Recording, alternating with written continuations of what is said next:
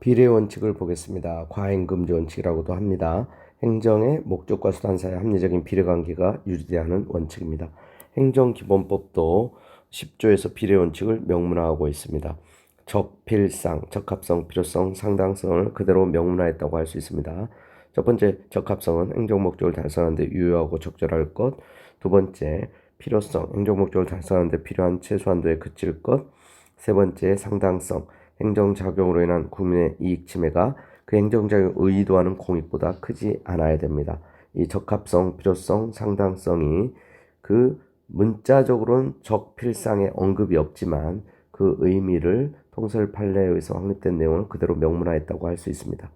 자, 그리고 비례 원칙은 모든 행정작용, 국가작용 전반에 걸쳐 적용되는 헌법의 일반 원칙이기도 하고 행정법의 일반 원칙이라고도 할 수 있습니다. 원래 이제 헌법 37조 2항에 근거가 있었는데 이제 행정기본법의 일반법적 근거를 명문화했고 또 경찰관 직무집행법이라든가 식품위생법, 행정절차법에도 명문의 규정이 있습니다. 또 침해행정뿐만 아니라 이제 과잉 급부 금지 원칙이 급부 행정의 경우에서도 적용된다는 걸 알아두시고요. 자, 그리고 비례 원칙에 이제 위배되느냐 아니냐 여기 이제 대표적인 개별 판례들을 좀 참고하시면 되겠는데 지방식품의약품안전청장이 수입 녹용 그래서 이제 기준치 0.5% 해분 함량이 초과했던 사건에서 녹용 전부에 대해서 전량 폐기 반송 처리 지시한 사례에서 재량권 일탈 남용이 아니라고 봤습니다. 즉 비례 원칙 위배가 되지 않는다고 봤고 교도소 수용자에게 반입이 금지된 일용품 등을 전달해주고 가족으로부터 금품 향응 제공받은 교도관에 대한 해임 처분 사건에서 또 적법하다고 봤습니다. 자, 그래서 이제 비례 원칙에 위배되는지 여부는 결국 구체적인 사건에 따라서 법원이 이제 판단을 하는데 대부분의 결론이 이제 상식적인 일반 국민들의 법감정에 부합한다는 것을 생각하시면서 대표적인 판례를 보시면 됩니다. 성년자로 오인할 수 있는 사정이 있는 그 미성년자 단 한 번 이제 유흥업소 출입 1회 위반에 대해서 영업 취소하는 건 이건 너무한 거다. 비례 원칙이 위배된다고 봤어요. 그런데 직무와 관련된 부탁을 받거나 때로는 스스로 사례를 요구하여 금원을 수수한 비에 대해서 해임, 징계 처벌한 사례에서는 또 정당하다, 적절하다고 본 거죠. 또 경찰 고문이 단돈 10,000원을 받았더라도 그것이 이제 적극적으로 사례를 요구한 이런 사례에서는 해임 처분이 정당하다고 본 겁니다. 이게 액수의 문제가 아니라 적극적으로 이제 이 요구했다는 점 이런 부분들을 중요하게 이제 판단한 거죠. 자, 그리고 이제 신뢰 원칙을 공부를 했는데 신뢰 원칙 일반 원칙에서 이제 제일 시험에 많이 출제되는 주제입니다. 행정기관은 어떤 행위가 존속될 것이라는 정당한 신뢰는 보호돼야 된다는 원칙입니다. 한 입으로 두 말해서는 안 된다는 거죠. 행정기본법에도 명문의 규정을 뒀습니다. 행정청은 공익 또는 삼자의 이익을 현재 해쳐 우려가 있는 경우를 제하고는 행정에 대한 국민의 정당하고 합리적인 신뢰를 보호해야 한다는 원칙입니다. 자, 그래서 신뢰 원칙이 이제 적용되기 위한 이제 구체적인 요건을 보면 행정기관의 선행 조치, 이제 판례는 이제 공적 견해 표명이라고 하는데 공적 견해 표명이 있어야 됩니다. 그 선행 조치는 행정행위일 수도 있고 확약일 수도 있고 행정계획일 수도 있고 행정지도와 같은 피권력적 사실행위일 수도 있습니다. 명시적인, 묵시적인 또 적극적, 소극적 조치를 불문합니다. 또 무효만 아니라면 위법한 행위도 선행 조치에 해당돼서 신뢰보호 대상이 될 수가 있습니다. 다만 이제 묵시적 표시와 관련해서는 단순한 부작위, 아무 생각 없는 부작위가 아니라 일정한 의사 표시를 한 것으로 볼 수 있는 그러한 이제 묵시적 의사 표시가 됩니다.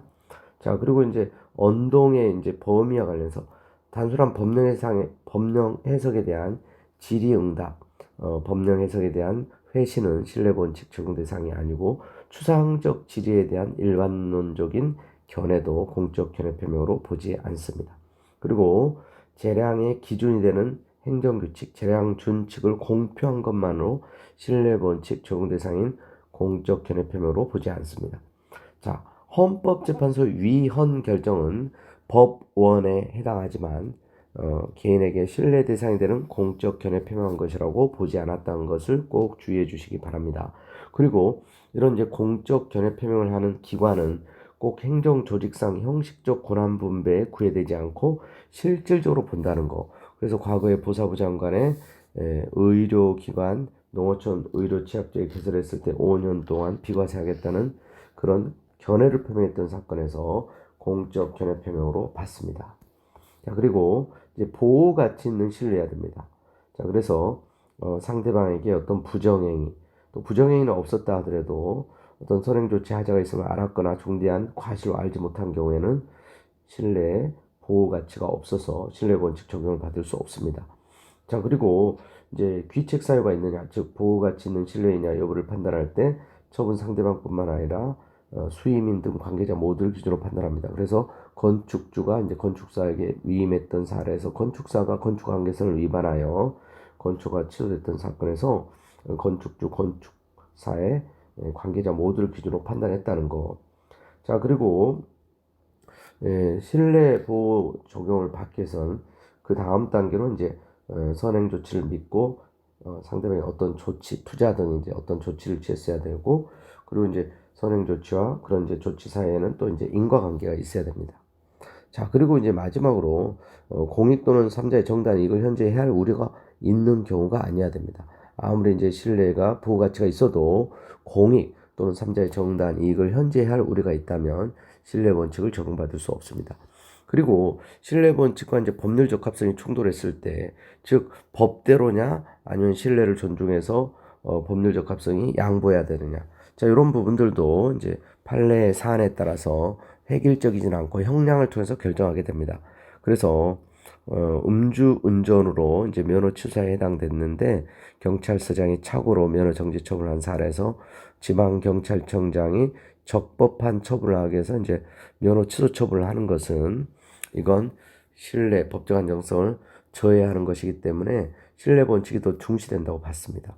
그러나 이제 또 택시 운전사가 또 이제 운전행위 면허 정지 기간 중에 운전행위 무면허 운전이 적발돼서 또 형사처벌을 받았는데 행정처분으로 또 이제 아무런 행정조치가 없이 운전 업무를 하고 있던 중 3년 3개월여가 지난 다음에 또 가장 무거운 면허 취소 처분을 했던 사례에서도 이게 이제 신뢰익을 존중하는 결정을 했습니다. 자, 그리고 신뢰 원칙 이제 적용 범위와 관련해서 이제 확약 또 이제 국민에게 약속한 거, 삼청교육으로 인한 피해 보상하겠다는 대통령 국방부 장관의 담화 발표, 그래서 후속 조치가 불이행된 사례에서 신뢰 원칙을 적용을 했고요. 그다음에 실효의 법리, 실권의 법리도 이제 행정기본법에 명문화되어 있죠. 행정처의 권한 행사 기회가 있음에도 장기간 권한을 행사하지 아니하여 그 국민이 권한을 행사되지 아니할 것을 믿을 만한 정당한 사유가 있는 경우는 역시 권한 행사해서는 안 된다. 그 권리가 이제 실효되는 법리를 명문화했다는 걸 꼭 기억을 해주시기 바랍니다. 자, 그래서 이 3년 전 위반 행위를 이유로 이제 면허 취소했던 사건에서 이런 법리를 이제 적용한 판례가 있다는 거죠.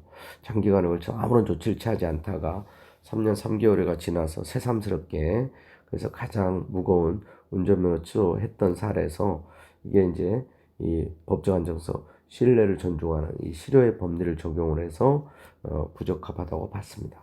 그런데 자동차 운수화법에 중대한 교통사고로 이제 사고를 냈던 기사 사건에서 사고로부터 1년 10개월 후에 사고 택시에 대해서 운송사 면허 취소한 사건에서는 재량권 일탈 남용이 아니라고 봤습니다.